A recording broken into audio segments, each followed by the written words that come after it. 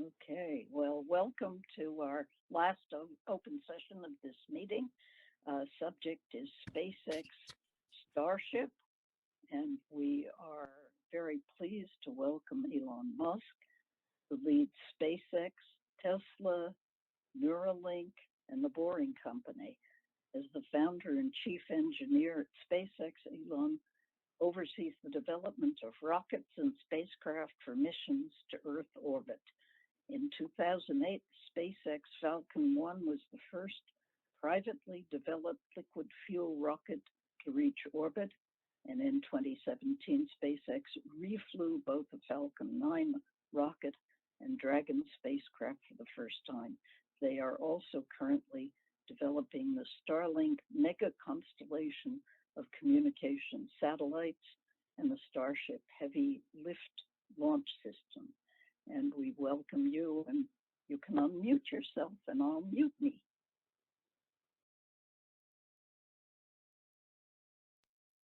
Great. Thanks for having me. I think there may be an introductory video potentially that we can play. Okay.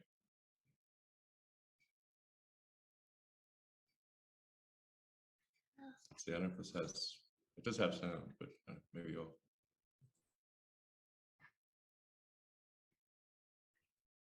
Andrea, can you check the sound?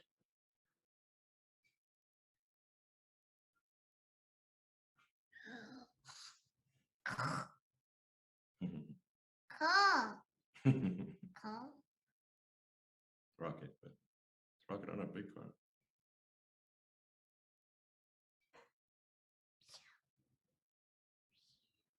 Seems to be a bit.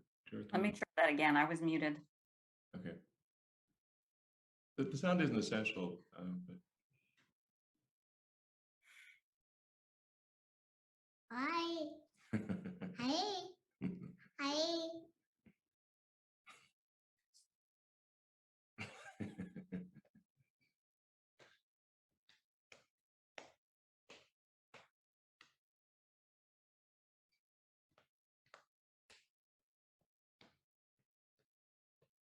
Big, big,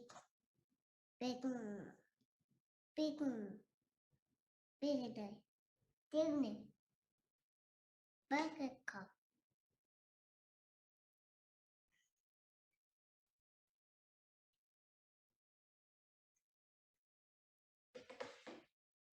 Beep, beep, beep, beep, beep.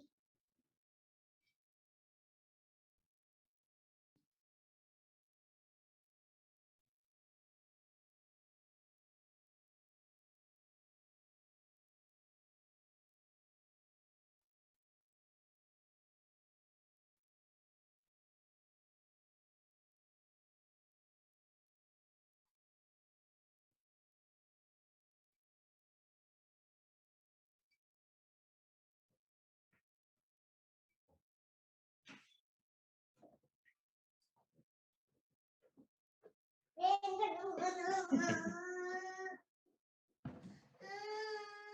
right.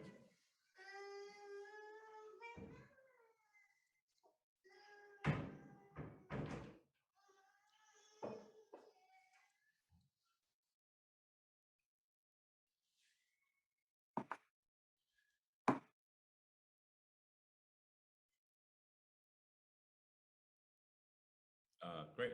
So that was just an introductory video regarding the Starship program. That was all real, no CGI there.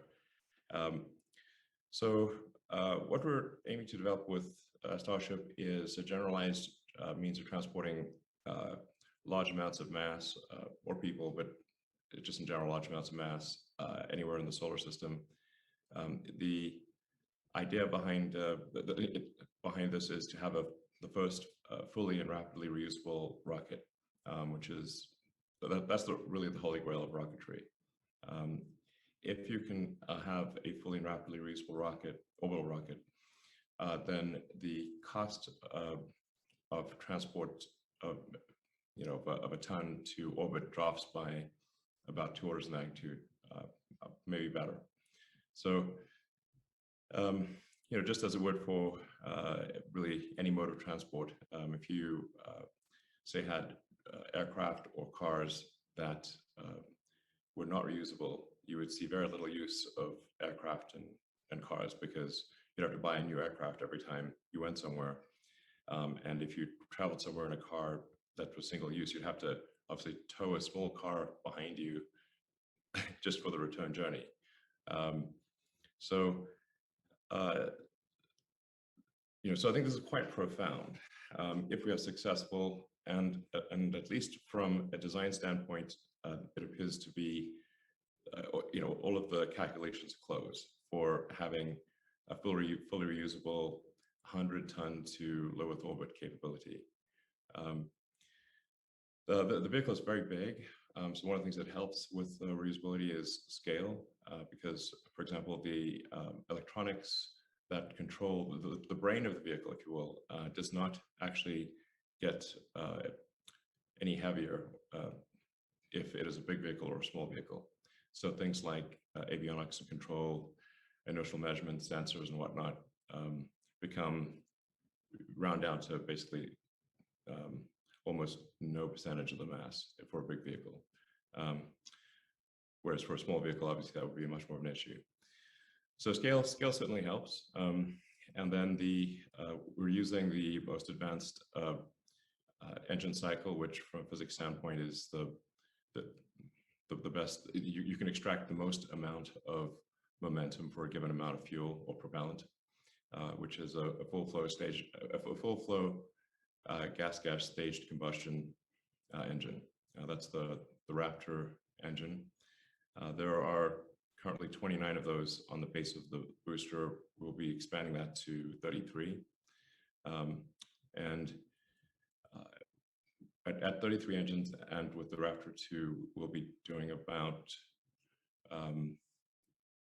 7,700 metric ton force of thrust on liftoff. So it's about 2.2, 2.3 times the thrust of a Saturn V. So it's really a very big vehicle. It's the biggest rocket ever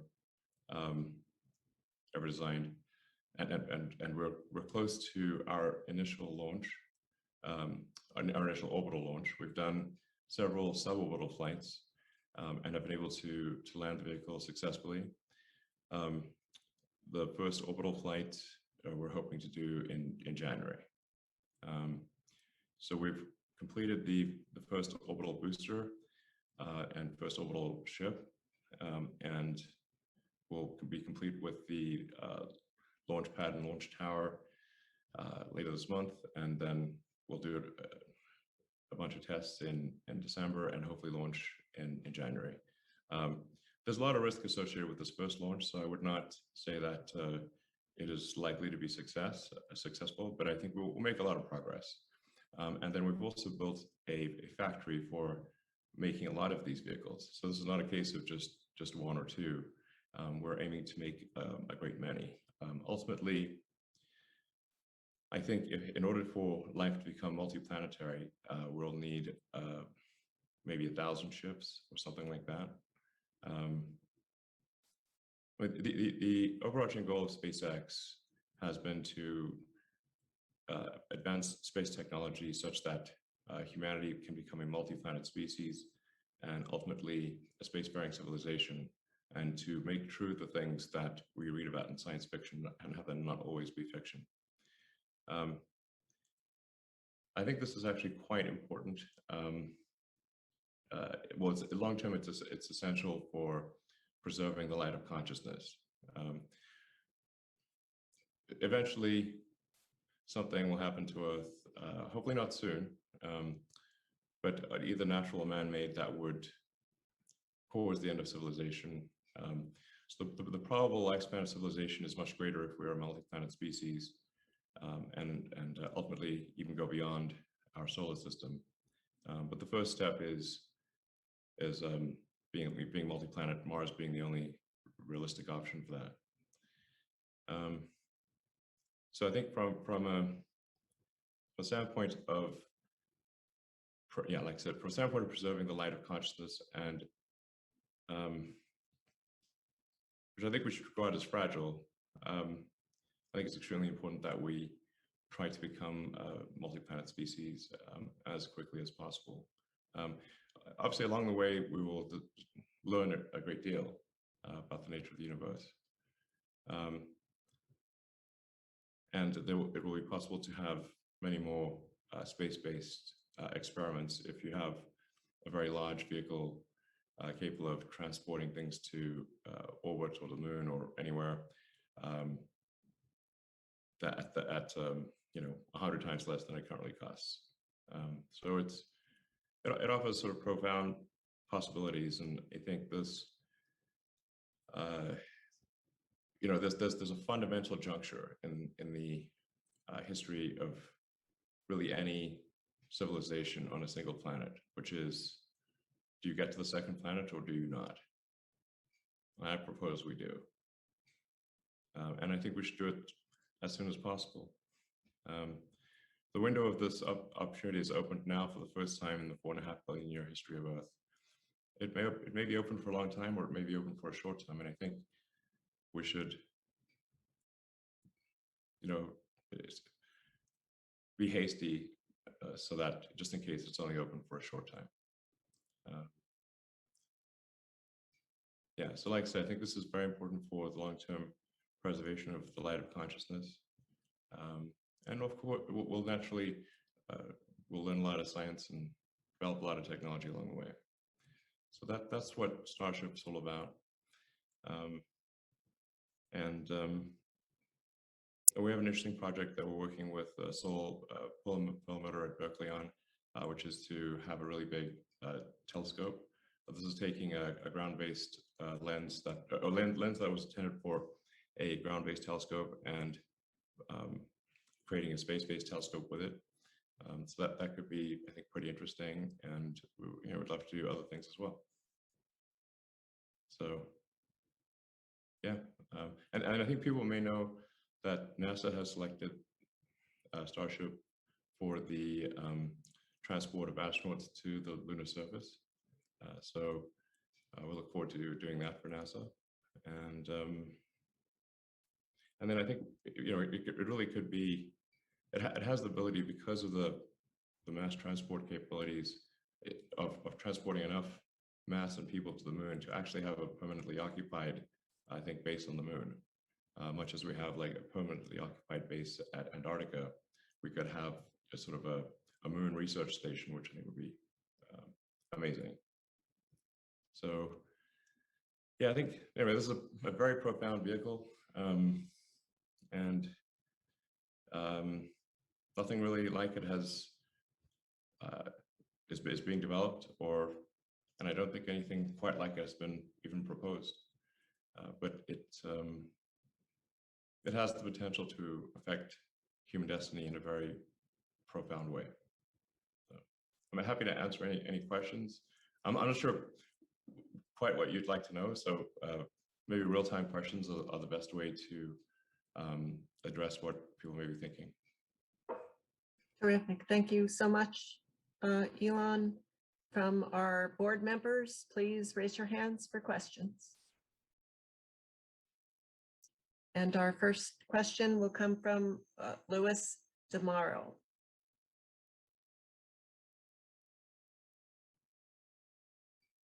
I think you may be on mute. Yeah, still muted.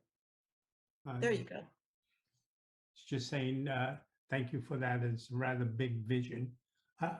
I wonder, in order to achieve this goal that you painted, what type of international collaboration do you see to get this done? And, what are the possibilities of actually pulling that off? Well, we're not assuming any international collaboration. We're building this thing right now, and we're really building it from internal funds. NASA is providing some support because they intend to use Starship for transporting astronauts to the surface of the moon. But this has really been an internally funded effort. Probably, I don't know, at least 90% internally funded thus far, and we expect to reach orbit probably, I don't know if we'll get there on the first attempt, but I'm confident we'll get there next year, and we intend to have a high flight rate next year. So it's difficult for us to actually have international involvement because of ITAR. So I'm not sure. I don't really see anyone outside the US who is building some part of what we need. So yeah, we're just doing it. That's great. Wonderful answer. Next question will come from Adam Burrows. A fascinating vision. I don't know where to begin, but I will ask just a technical question. It was surprising to many that I believe you chose a stainless steel for the vehicle. I could be wrong, but what were the technical and engineering reasons for that? And don't stint on the details. Sure. That's I think a very interesting question, because to a lot of people intuitively they would think of steel as being heavy, and rockets need to be light. So well, that seems a pretty odd choice, picking a heavy sounding thing for rockets, especially orbital rockets that need to be very light.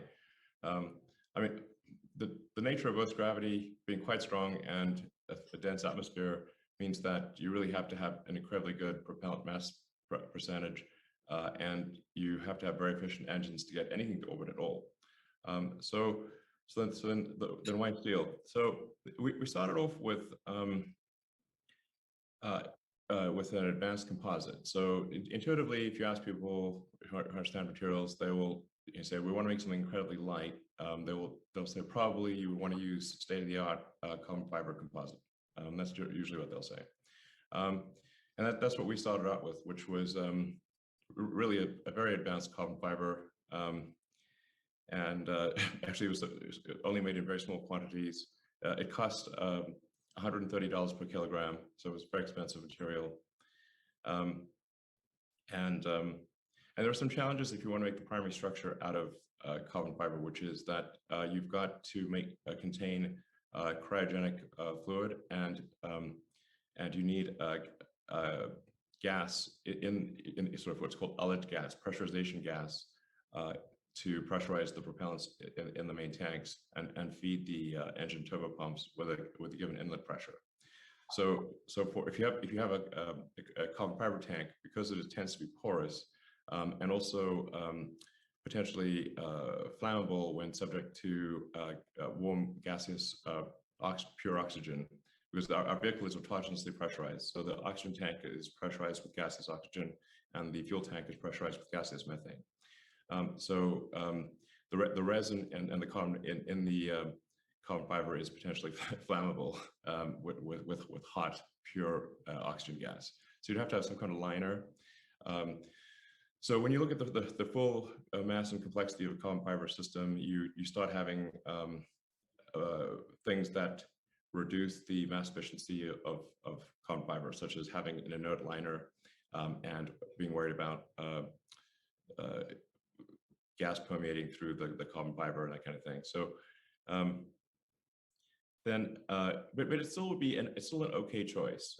However, we were having a lot of trouble making progress with the carbon fiber, because this is a 9-meter diameter rocket, and so you're wrapping carbon fiber with typically, in this case, 60 to 120 plies, depending upon where you are in the tank, and you have to get all of those wrappings accurate and not leave bubbles or separator sheets or all the things that typically happen, or you've got to scrap the whole thing.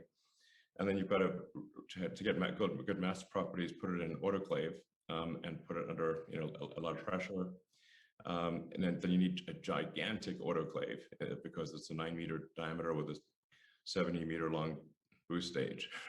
So this is autoclave from hell. And we just weren't making rapid progress with this material. So then then the next thing, the other two materials worth considering are a high strength form of aluminium, or potentially steel. So for Falcon 9, we use aluminum lithium, which is the highest strength to weight aluminum alloy that you could use. Very difficult to weld, but that's what we use for the primary structure of Falcon 9. Then, but the problem is it's very difficult to weld. You need to do friction stir welding, and also the material cost is quite high. So, that's sort of material cost, arguably on the sort of $40 a kilogram level. Like very difficult to weld. But then there's steel. The interesting thing about 300 series stainless steel is that its properties at cryogenic temperatures, its strength properties increase dramatically. So if you were to look at the material properties at room temperature, you'd be like, oh, it's not that great. But now go look at the temperature properties at liquid oxygen temperature. Oh, actually much stronger. Also no meaningful increase in brittleness. So it still has high toughness at cryogenic temperatures. It is much stronger, depending on how cold you go, up to twice as strong. And then and then if you can also cold work it. So you get if you go sort of full hard cold work and do the final bit of cold work at cryogenic temperatures, you get outstanding strength properties, which are roughly equal to an advanced carbon fiber. And this is, and in our case for Starship, both the fuel and the oxygen are cryogenic, so this helps a lot. Whereas for Falcon 9, you use cryogenic oxygen, but kind of room temperature kerosene fuel. So anyway, so we're both. This is quite a long explanation. Hopefully interesting. If both fuel and oxygen fuel and oxidizer are cryogenic, now you get the strength properties in the primary structure of both tanks. So both are very strong, very tough and resilient, also very easy to weld stainless steel. And we started off with stainless steel 301. That did have some fracture toughness issues at cryogenic temperatures. We switched to 304, and now we developed our own alloy, which is 30X, which is better than either 301 or 304. Anyway, so now stainless steel only costs about $4 a kilogram. So we're from $130 a kilogram advanced carbon fiber to $4 a kilogram stainless steel, from 120 plies to 1 ply. It's just coil from the mill, and basically the same strength, and very high toughness and resilience, and don't even need to paint it, which is great. So paint is, paint on a big vehicle weighs many tons, and it's quite difficult to paint big things. So but now there's another advantage. So obviously you can tell I'm a huge fan of stainless steel. Stainless steel and I should get a room or something.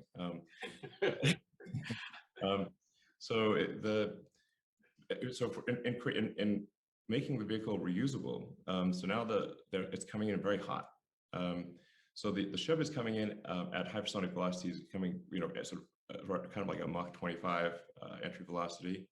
So this would just obviously just melt it.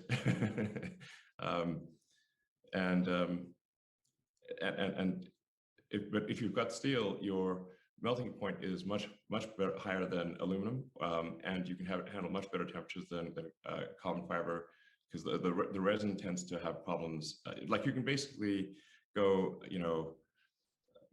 anything much above, say, 200 Celsius, or for carbon fiber or aluminum, is you start falling off a cliff from a strength standpoint. But for steel, you go 800, and it's fine. Even 1,000 can be fine. So for the ship, this means that the heat shield mass is significantly reduced, because the heat shield mass is determined by the temperature on the back of the tile that then transmits to the hull. So if the hull is steel, you can have thin heat shield tiles, whereas if the hull is carbon fiber or aluminum, you have to have thick heat shield tiles.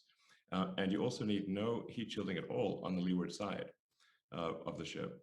So it is actually lighter than the most advanced carbon fiber vehicle. Yeah, I'm very surprised at that, but that was very, very interesting. I appreciate your long disposition on this, and I thought that the steel substituting for aluminum on reentry made some sort of sense. I didn't realize any of the other stuff. Yeah, it ended up being the right thing, and then it's just and it's the cost is ridiculously low. It's like $4 a kilogram. Even for the special alloy that we're developing, although it requires like a mill run, it's not using anything super exotic. We might throw a little exotic spicy something in there, but it's a small, it's it's gonna be like 0.2%. So it's still gonna be like maybe $4 a kilogram, maybe $4.50. And then it's just very easy to weld. Yeah, I love it. It's great. And then if we want to just add something to, if you want to, it's easy to repair. It's if you want to,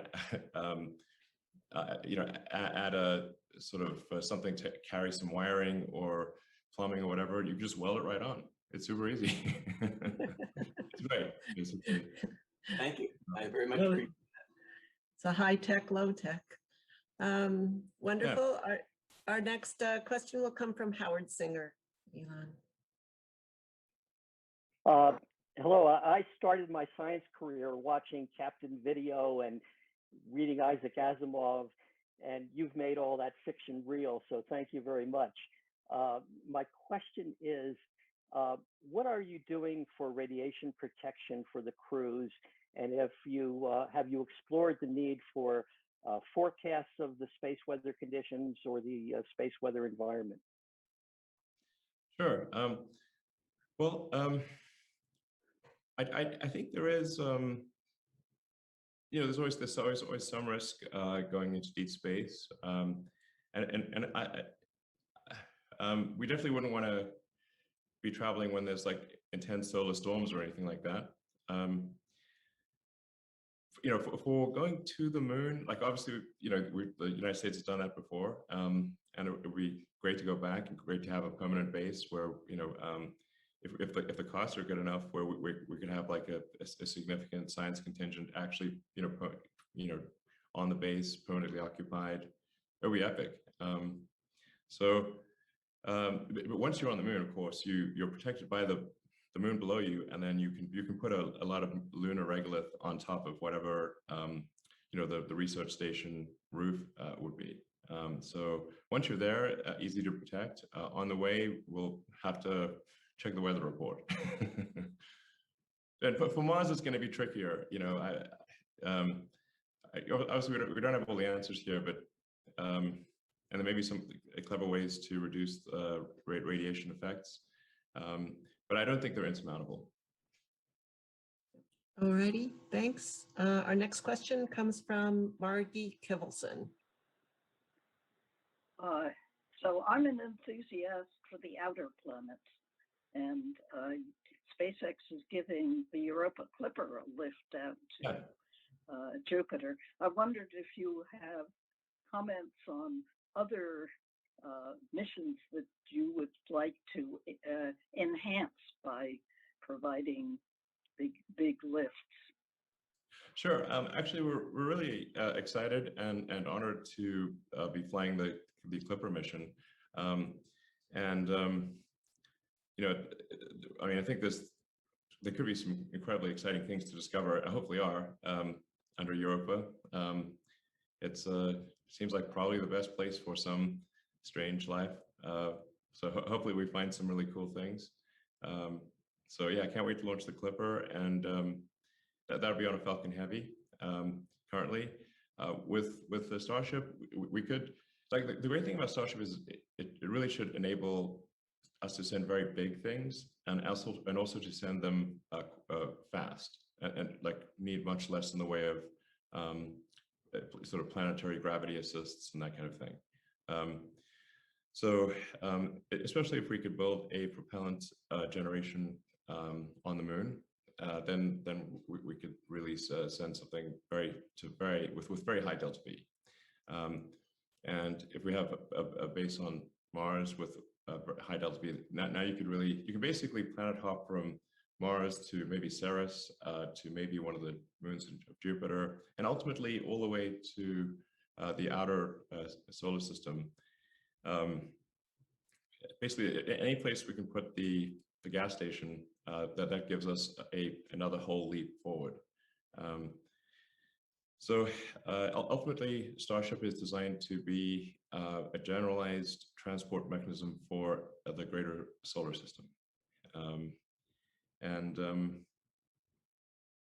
so it's really whatever you can imagine being, if you could get 100-ton object to the surface of Europa, there's a lot more you can do than with a smaller object. Yeah, I think it's very exciting. Obviously, we still have a lot to prove, but architecturally, it is capable of transporting kind of almost any arbitrary mass to any solid surface in the solar system. Wow, terrific. Thanks. And Margie is actually leading the team building the magnetometer that you will be taking to Europa on the Clipper. Our next question comes from Steve Mackwell. Hi, Elon. Thanks so much for your presentation. I was wondering, what are your kind of plans for humans to Mars in terms of timescales, and are you going to send folks there for kind of a shorter stay, or you think a longer stay and bring them back, at least initially? I'm not sure. I think so. The first thing we'd want to do is confirm that we can land the ship safely on Mars, and so that might be, we'd want to probably land 2 or 3, I think, before sending people, and just confirm that we can land safely. And actually on those missions, we could obviously put a lot of scientific instrumentation. I would recommend putting the lower cost scientific mission stuff on the first mission, but we'll certainly have propulsive landing very reliable on Earth, as we've been able to achieve with the Falcon 9 booster. It's now, knock on wood, so it's no longer, it's quite normal for the rocket to land safely, and we'll do the same with Starship, and then. I'm not sure quite what would happen. I mean, we might be working with NASA, or maybe NASA and other other countries to send people to Mars. But I view this very much as what set of actions can we take that maximize the probability that the future is good for civilization? Like what are sort of like civilizational risks that we can potentially mitigate? I just think being a multi-planet species is a tremendous risk mitigation for human civilization. As we know, eventually Earth will become, if you wait long enough, Earth will become uninhabitable. So in the long run, we're obviously all dead. but I think the technology that we develop in traveling from Earth to Mars, I think will be just a very powerful forcing function for the improvement of space transport. Like the initial boats that crossed the Atlantic and crossed the Pacific back in the sailing days were really terrible. They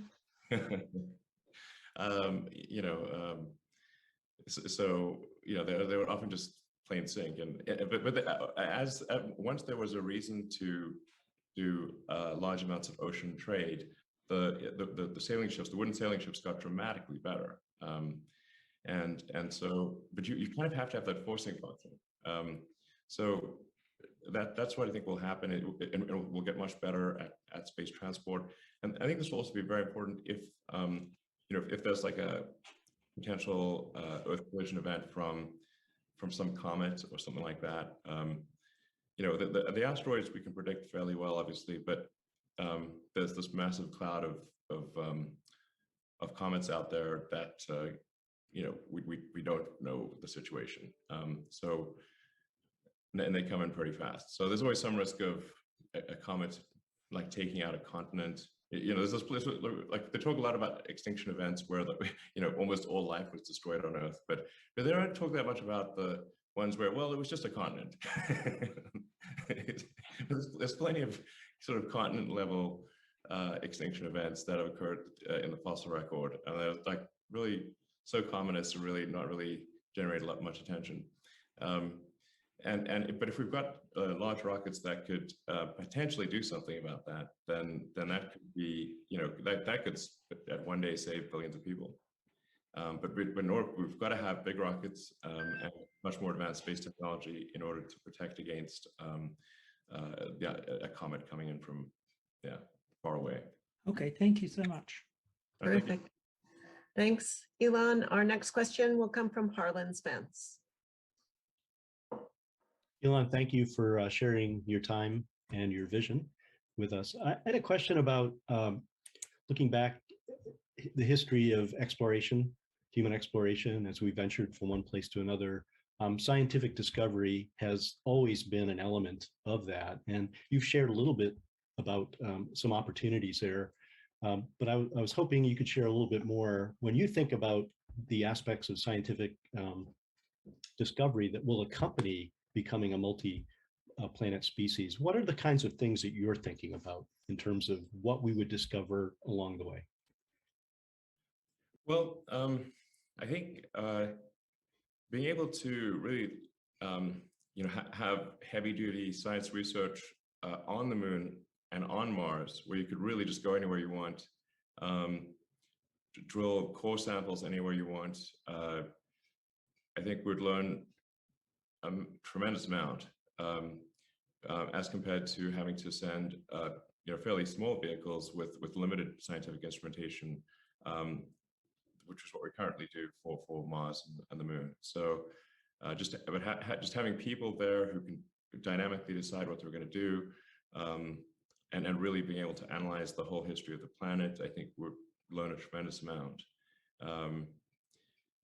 And that would obviously extend over time through at least the greater solar system.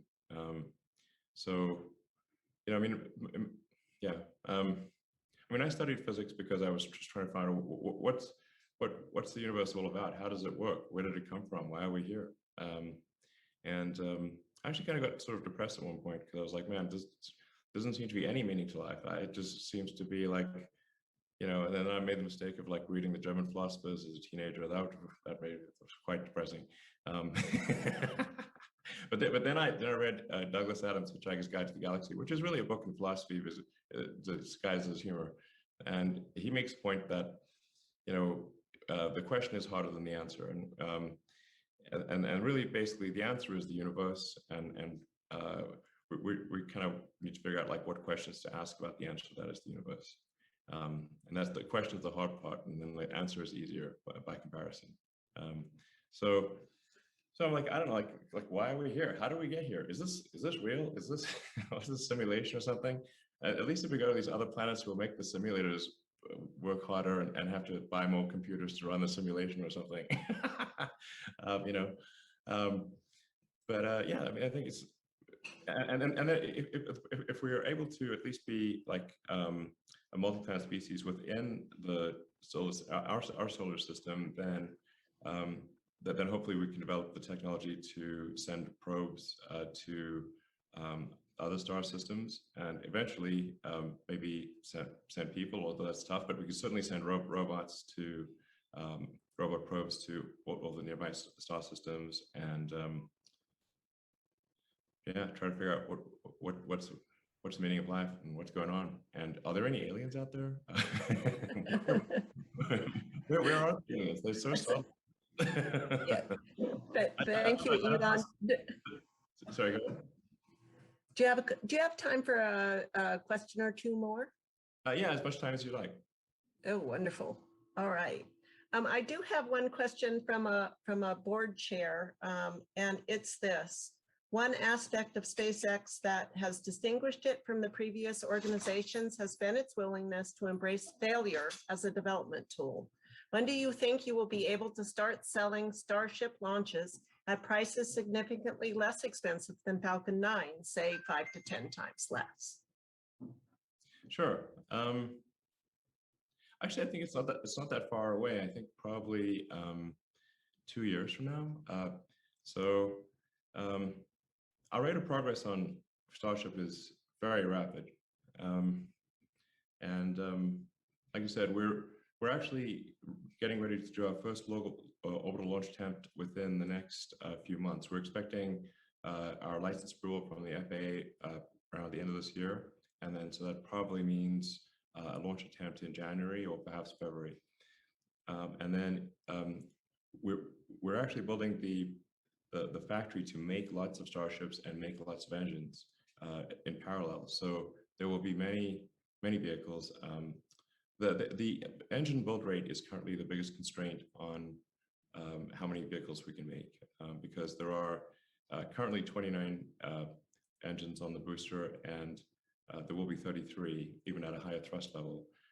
So that means, yeah, so 33 engines per booster, and these are big engines. These are you know, the Raptor 2 is a roughly 240-ton thrust engine. So we're talking like, you know, 500,000 or 600,000 pound thrust engines. So really quite intense. In fact, I'd say that building the production system for Starship is much harder than the design of the Starship itself. But we have that in progress, and we intend to do hopefully a dozen launches next year, maybe more. And if we're successful with it being fully reusable, it means that we build up the fleet, just as we are with the Falcon 9 and the Falcon 9 booster, which is reused. We lose the upper stage every time, but we almost always recover the booster. So basically, we intend to complete like the test flight program next year, which means that it's probably ready for valuable payloads that are not kind of in the test, not for testing basically, but actual real payloads in 2023. So quite soon. Great, thank you so much. All right. Next question from Ned Wright.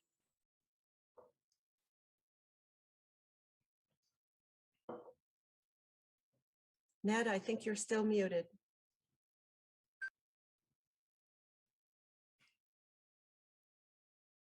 Won't we all be glad when we don't say that all the time?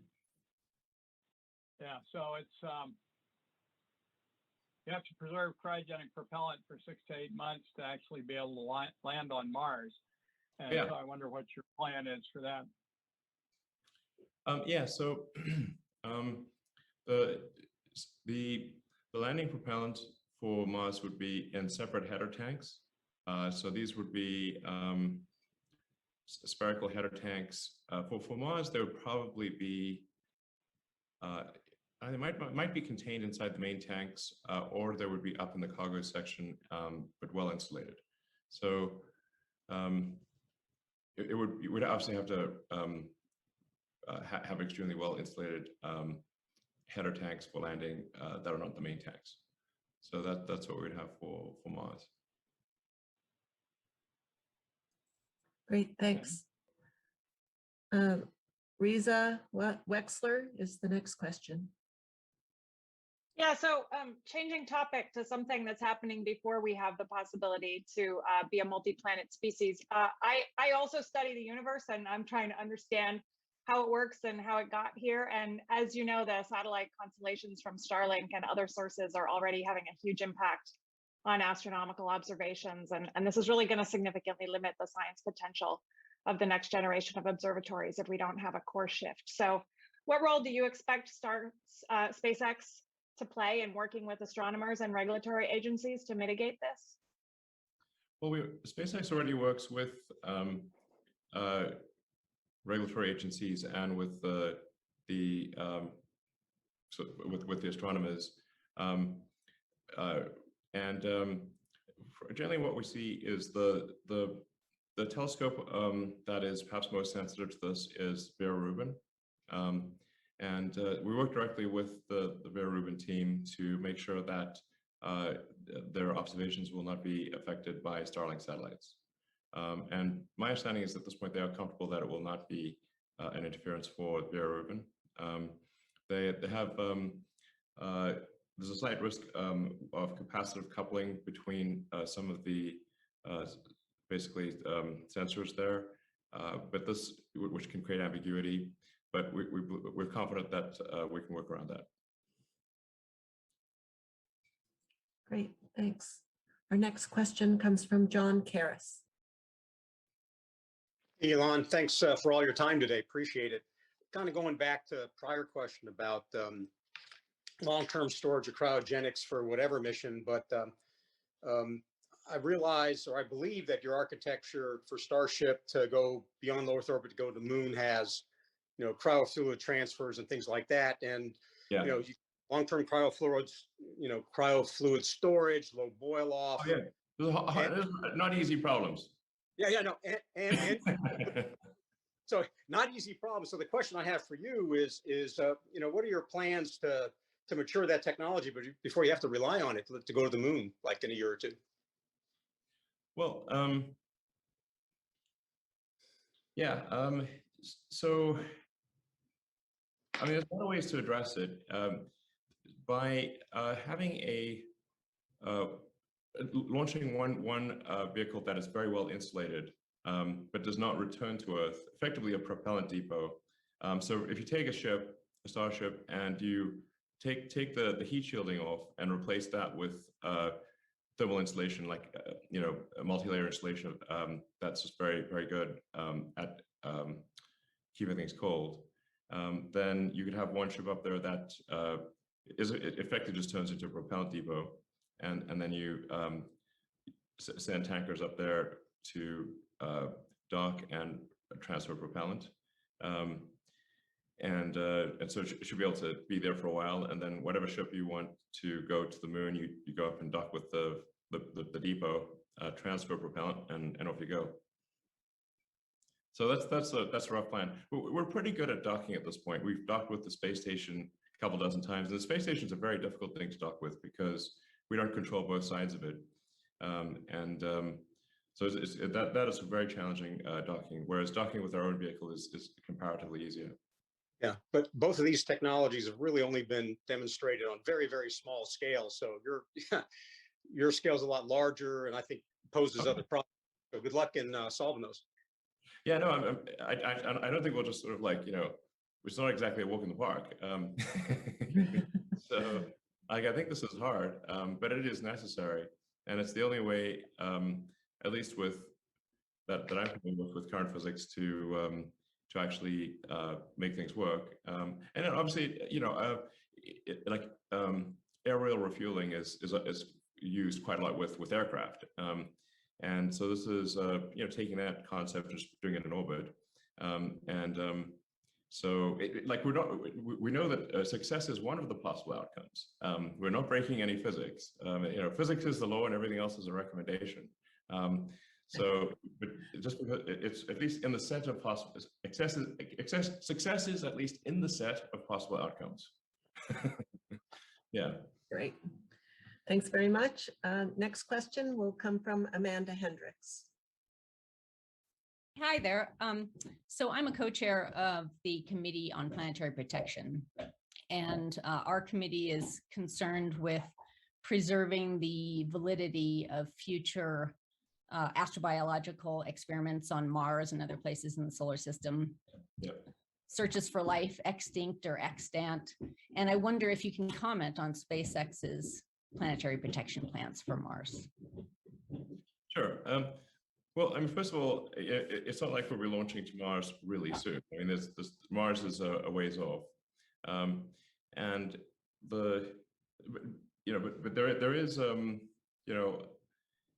fundamentally a choice to be made, which is, are we going to try to be a multi-planet species, which would mean like at least in one spot on Mars that there is human biology, like that we will be, we're pretty hard to avoid no biology if you send humans there. We're biological creatures. But I don't think this is going to invalidate research on the rest of the planet. I mean, Mars is a big planet, and so and there've been rocks that have been knocked off of Earth and landed on Mars and that kind of thing. So, but yeah, I think you wouldn't want to sort of spread biological debris all over Mars, but I think we will have to put at least somewhere if there are people going there, at least in one spot, and then just make sure we try to contain that and not have it sort of spread around. Yeah, and I guess it's same for the moon and other places. Thanks. Thank you, Elon. We'll just take a question or two more. Next question from Larry Paxton. Hi, thanks for your time. I have a question that was engendered by a remark you made in passing that I think is very interesting, which is where you said that there's a window of opportunity for us to get off the planet. And the question that occurred to me was, you followed that up with saying that you didn't know how long that window of opportunity would be open. Yeah. And there, you mentioned in passing, of course, the traditional things like, exogenous forces like cometary impact or a near-Earth object. But I was wondering, with all these compelling reasons for us to get off the planet, and including the compelling reason to have another refuge for the human race, what do you see as the biggest threats? And in particular, we have a wide range of expertise here. We've been talking about some of the problems that we think are the most important that are unresolved yet. I just wonder what you felt were the most important issues for us as a human race. Yeah, I mean, in general, I've thought about this quite a lot, which is not to say that I've thought about it correctly, but I've thought about it a lot. And one of the bigger risks on Earth would be, that we need to transition to sustainable energy.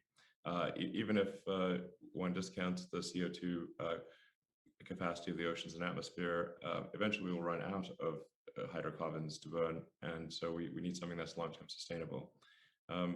So that's sort of I kind of split my time between Tesla and SpaceX, and so Tesla's trying to accelerate the advent of sustainable energy, and that's to mitigate the risk on Earth.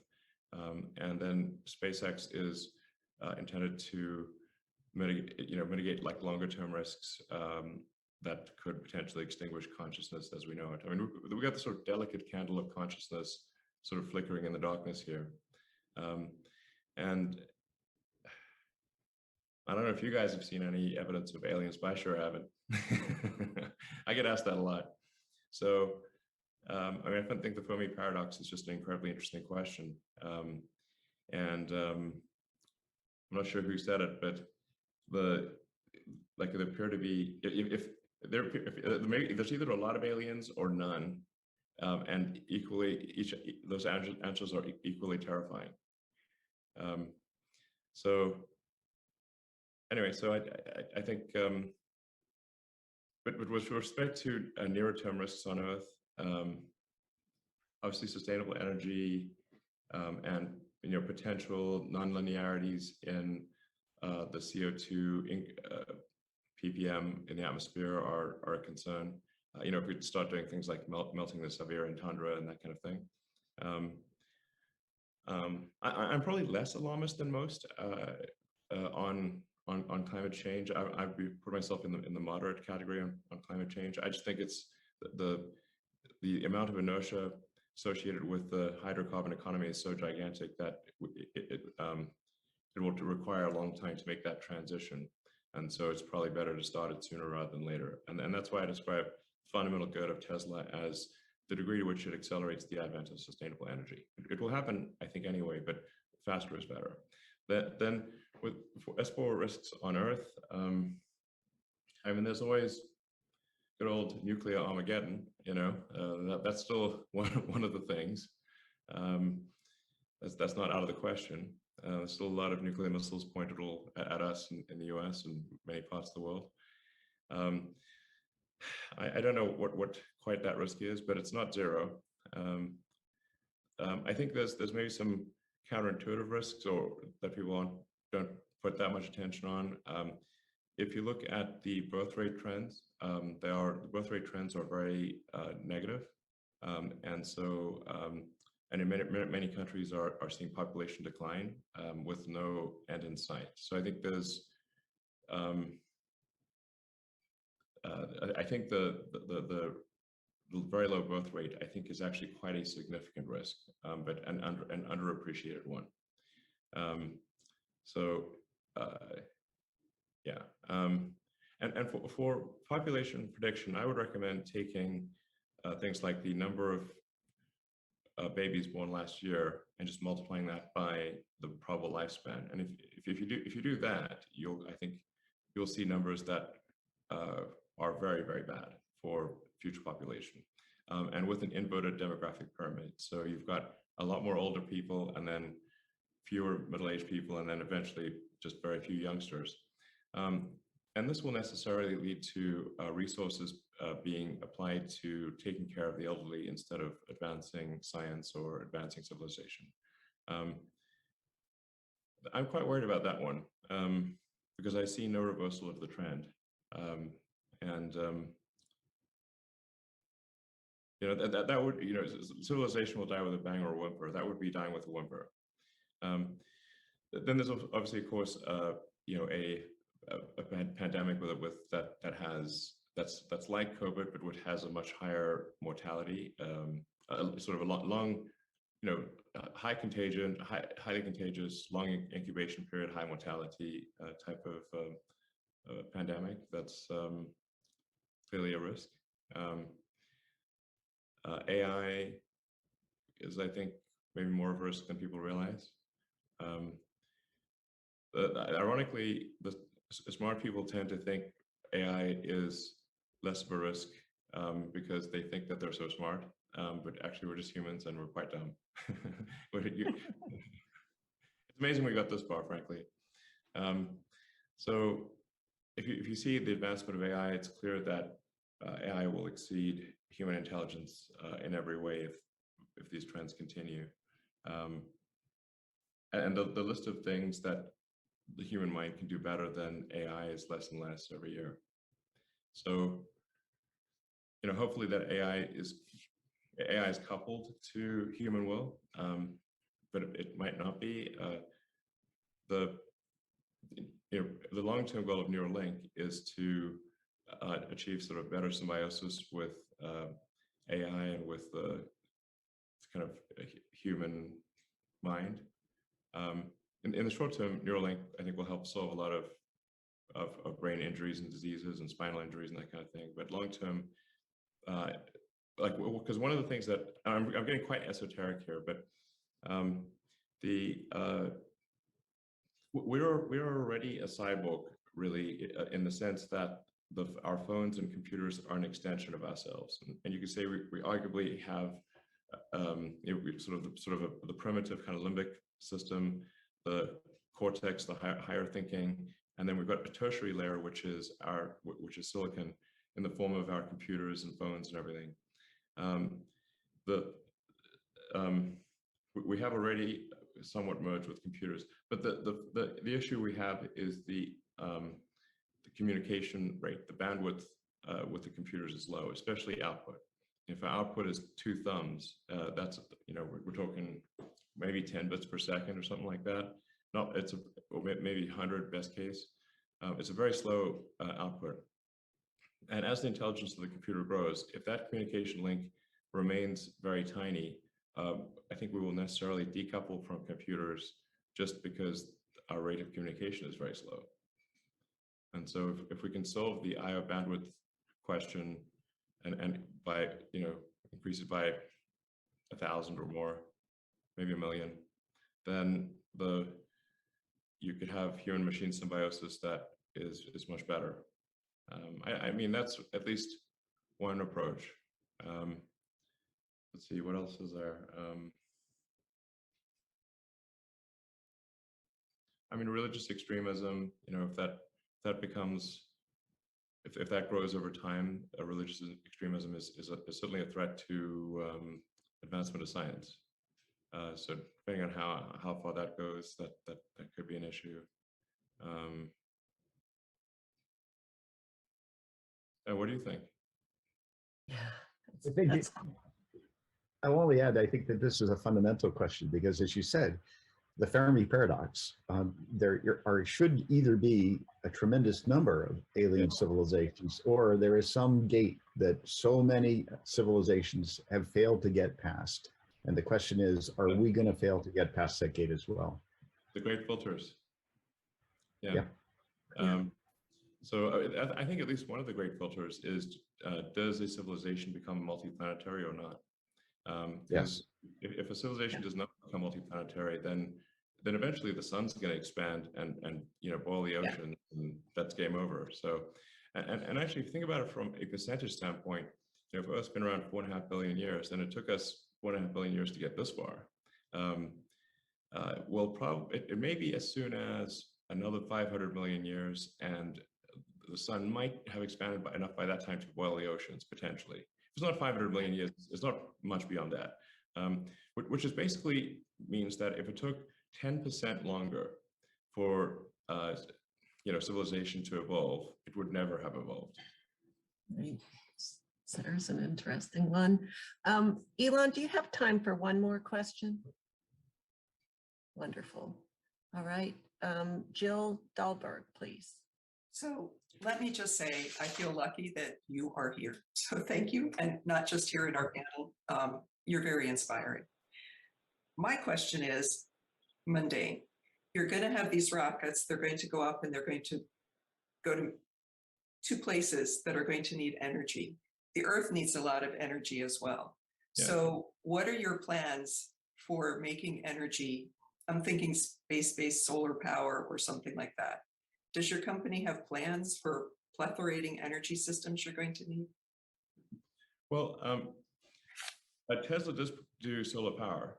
And solar is actually, there's quite an amazing amount of energy that reaches us from the sun. Really, when you think about it, Earth is almost entirely solar powered. If it were not for the sun, we would be a frozen dark ice ball at 3 degrees Kelvin. So apart, keeping us warm and not super cold and frozen and dark is pretty helpful. And then almost the entire ecosystem is solar powered.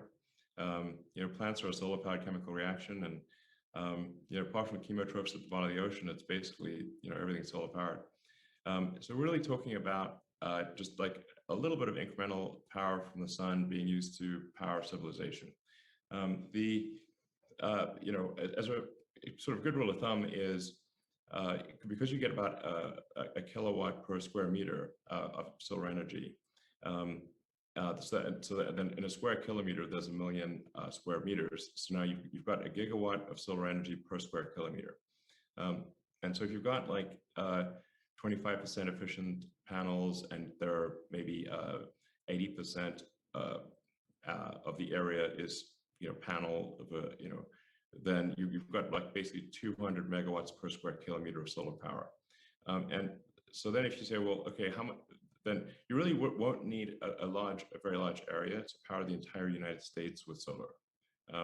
Like a little corner of Utah or Texas, obviously you prefer it to be distributed, but you can just say like, okay, how much is actually needed to power the US? And it's, somewhere between a square that's roughly 150 to 200 kilometers on a side will power the entire United States. So it's really clearly no problem to power civilization with with solar.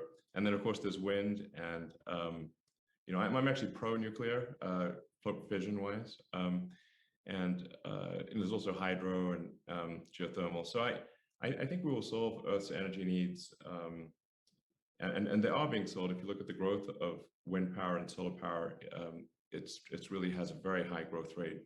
It needs to be paired with batteries in order to, because the intermittency of wind and solar.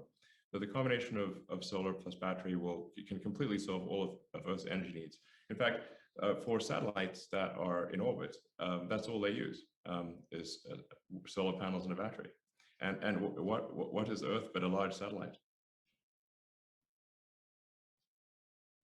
Sorry, I think you're on mute. Do you want to follow up? Yeah, I was thinking something more grandiose, like a space-based solar power system, but you have a good argument. You would just use solar on Earth, battery, and plethorate. I like that. Thank you. It works great. Like because if we think civilization uses a lot of energy, but it's actually very tiny compared to the amount of solar energy that reaches the Earth every day. Yeah, it's just there. I get asked a lot about fusion, and in my opinion, like if you just make a very large thing of magnetically confined fusion, you could absolutely make it work. I don't think any really major breakthroughs needed to make fusion work, but I think it's unnecessary to make fusion work because we've got a giant fusion reactor in the sky that just shows up every day and doesn't require any maintenance. So it's a low maintenance fusion reactor, shows up every day.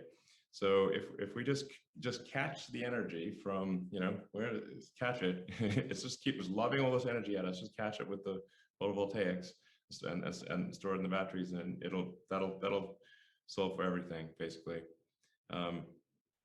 Yeah, we need a lot of batteries, but there's also, like, the next question might be, do we face some materials limitation with batteries? And the answer is definitely not.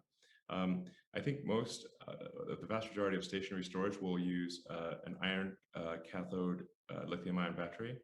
So there's obviously plenty of iron on Earth, no shortage of iron. There's also no shortage of lithium. Lithium is extremely common on Earth. It's basically everywhere. So if you have basically an iron phosphate cathode with a graphite anode and lithium carbonate, there's enough of that on Earth to power many civilizations. Several, or easily order of magnitude larger civilization than ourselves could be powered with the battery materials that are readily available. So I don't want to suggest complacency here, but just that there is a very clear path to a sustainable energy future. Okay, that's wonderful. Elon, we just want to thank you so much. The National Academy of Sciences is so pleased to have you here with us today. Paul Worcester is a member of the Space Studies Board, and this is also the Board on Physics and Astronomy. And just thank you so much for the time and the interaction with our members and answering so many questions so graciously. I know it's past the 7 p.m. hour on the East Coast or wherever you are. No problem. Thank you for the great questions, and it was an honor to speak to everyone. Thank you. Thank you. From all of us. Thank you. Cool.